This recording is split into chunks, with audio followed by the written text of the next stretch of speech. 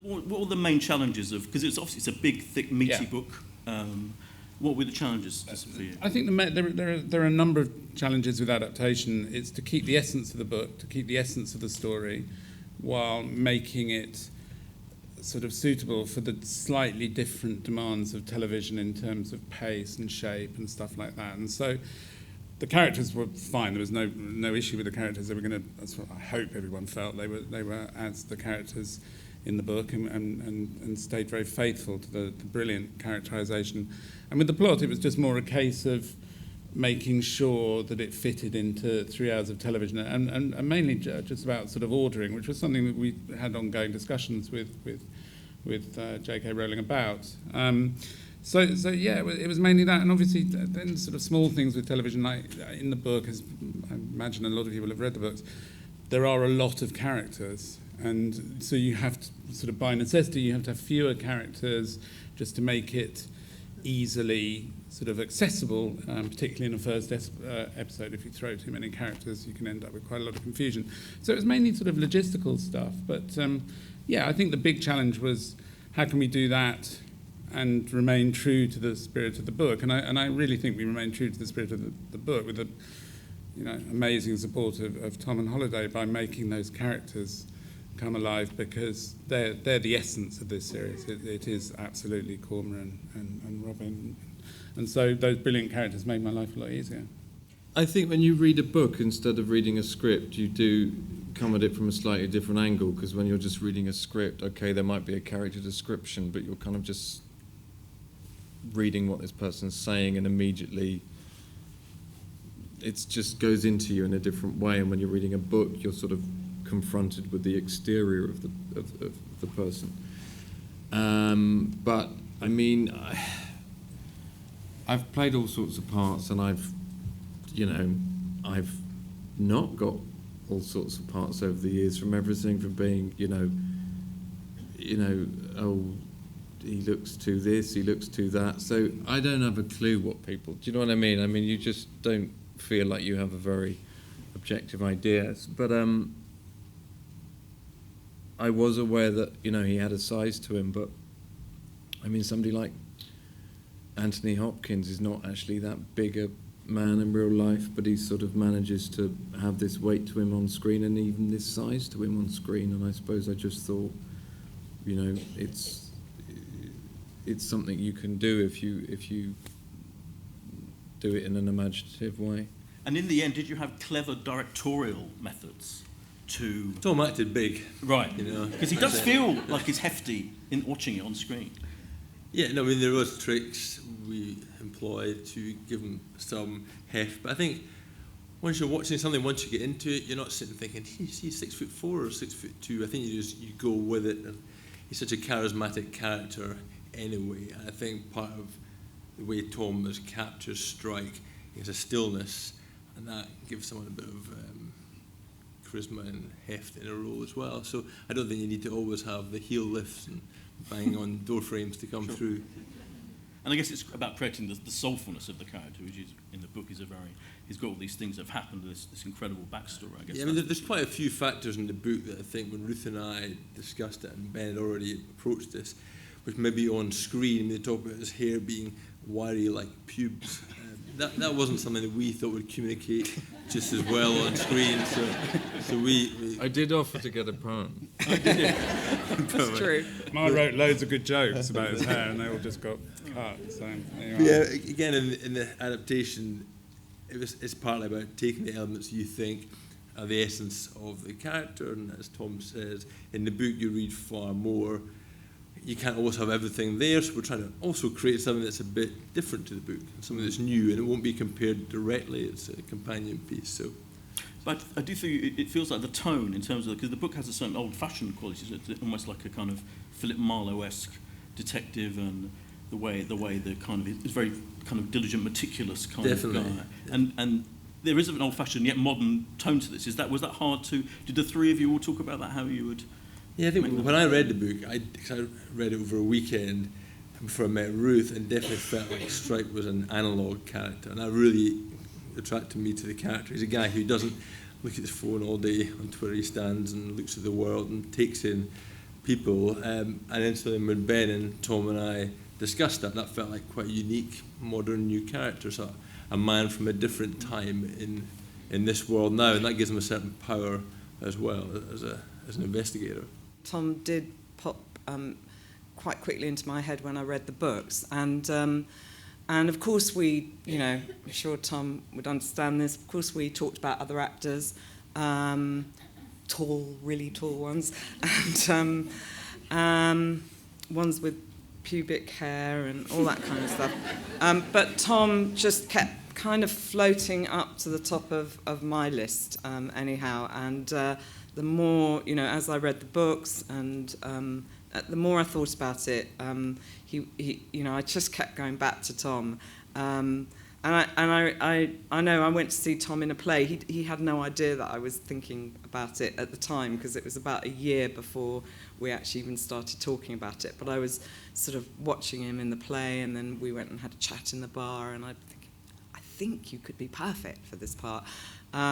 So yeah, that was very much in my mind. And well, with Holliday, I couldn't actually meet Holliday because she was filming in Georgia. You were kind of stuck in a flat in Georgia, weren't you?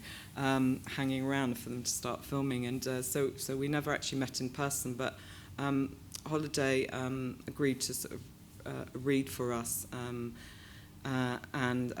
do a self-tape, and she spoke to Michael at length before she, did the audition, really.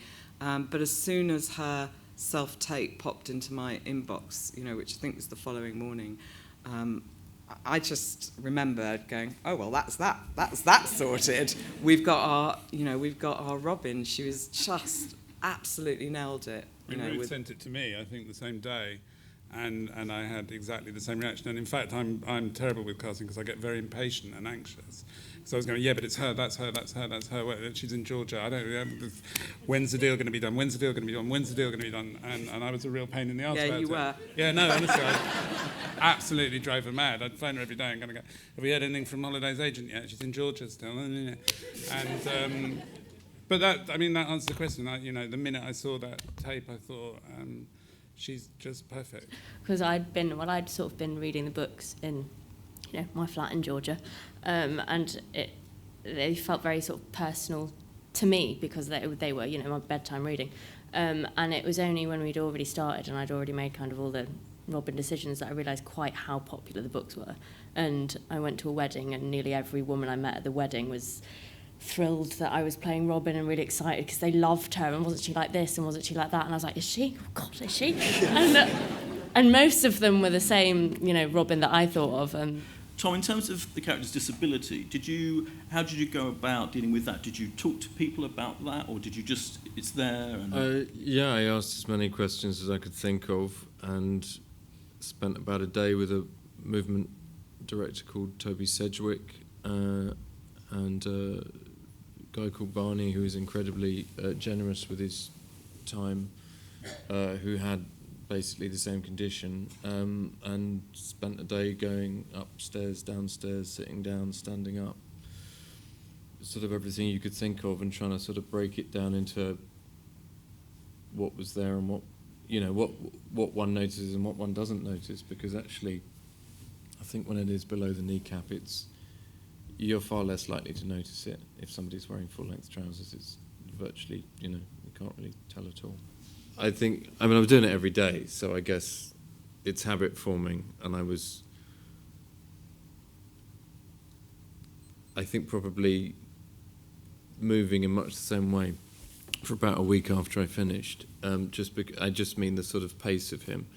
And, I don't think he likes early mornings any more than I do, so other than that, I don't really know. I did feel like, and I think it's to do with when you're reading a novel before you're reading a script, it did initially seem like something that was very outside of me that I was looking in on, and I quite quickly felt, and it was a lot down to the encouragement of Michael, that there was a lot of myself I could put into it, and why wouldn't you? I mean, that's the whole point of it, I suppose.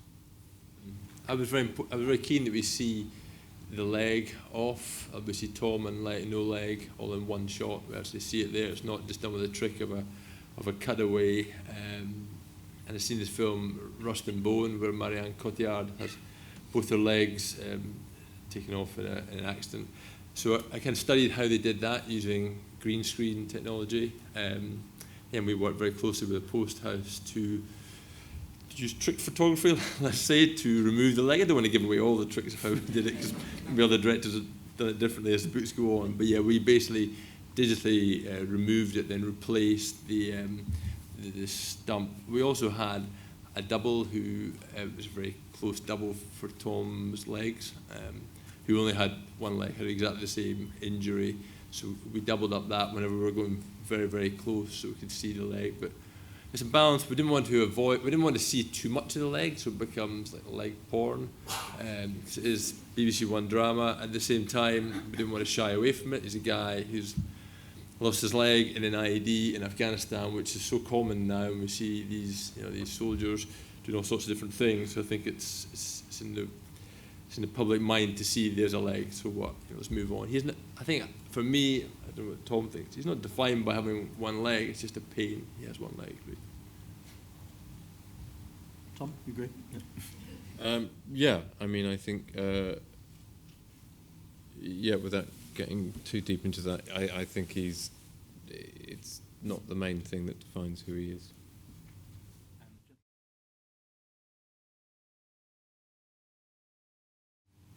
Well, I felt the pressure. It's like JK Rowling is, she's, well, let's put it this way, like, if this turns out, and everybody thinks it's a turkey, it's like, that wouldn't be good for my career. Because everything she's done has been extremely successful. And, I'd hate for us to fail. So that is quite a lot of pressure. You're constantly thinking, oh, God, having sleepless nights over every decision you make, and the choices you make. I'm crossing fingers and toes that it goes down well with the... I think there's always pressure when you're working on an adaptation, because obviously people fall in love with the original source material as well, and then when that writer happens to be of the stature of JK Rowling and the fans love their work, and there's lots of writers who fans enjoy a book but maybe not be fans of everything the writer does, but that's not the case. Everyone loves what she does, so we're kind of bringing up the rear, trying to match. But yeah, there's definitely pressure. But oddly, I think sometimes as well there's another factor, which is also, I think you care about every project you're involved with, and that it takes on its own life. So there's an element to which, once you start, you're starting on it, and you want it to be a success in and of itself. You don't necessarily think about its provenance, whether it's, and I think television is the gentleman who asked about. It's very, very hard to make a successful TV show. If it was easy, you'd have hits every day of the week. And so, there's an element where you care about your project because you desperately don't want it to be mocked and ridiculed and all the hard work that everybody's done to be unrewarded. So you care about it on those terms, not just because you want it to be, a sort of to reflect sort of the external stuff. You really, and I think that's quite helpful because that's what you focus on. That anxiety's there anyway. We've all had, well, I don't know if we all have, but I've had successes and I've had failures, and the failures really hurt. So you have to do your best to make it as good as you can, and I think that imperative is always there.